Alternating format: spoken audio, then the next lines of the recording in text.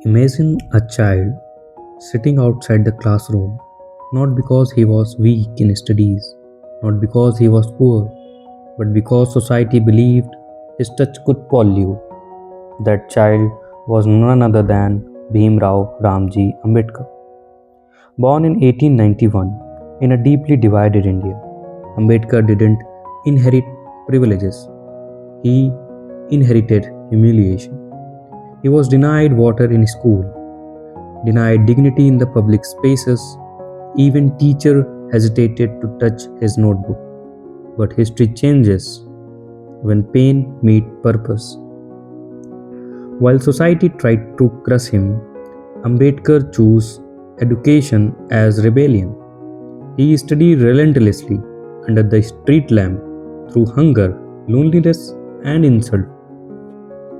With scholarship and unstoppable determination, he traveled abroad to Columbia University and later London School of Economics. Think about that journey. A boy once denied a seat in classroom was now debating economics and democracy in the world stage. But life did not become easier. During his year of struggle, Ambedkar faced heartbreaking personal loss. He lost children to illness and poverty.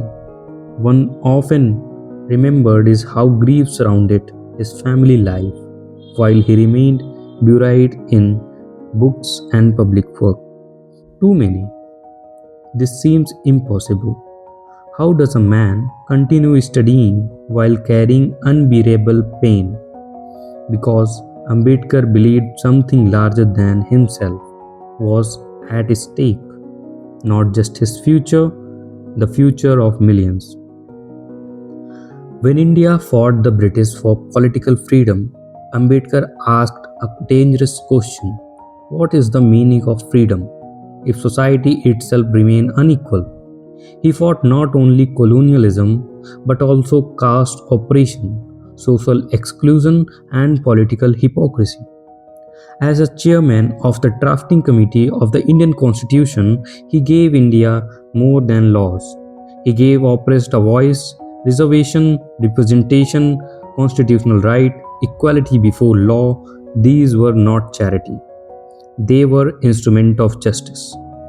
Today, when a student from a marginalized community became IAS officers, professors, judges, journalists, that journey carries Ambedkar footprint.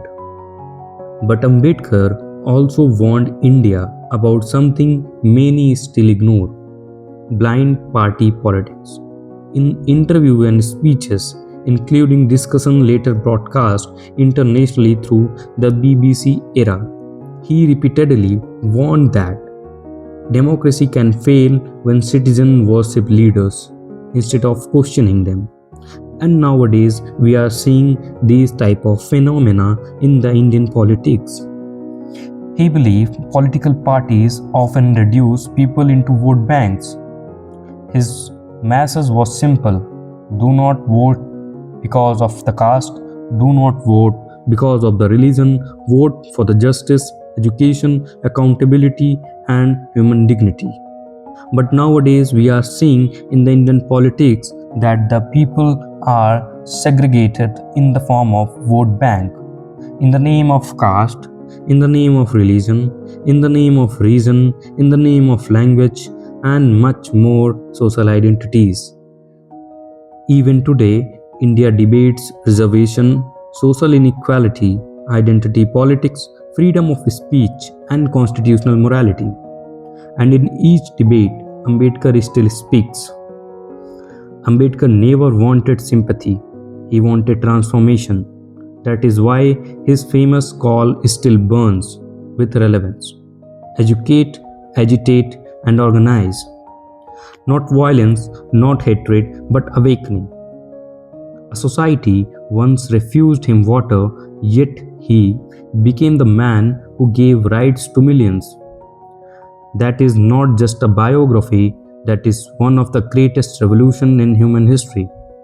And perhaps the real question is not who was Ambedkar, but are we courageous enough to understand what he was warning us about.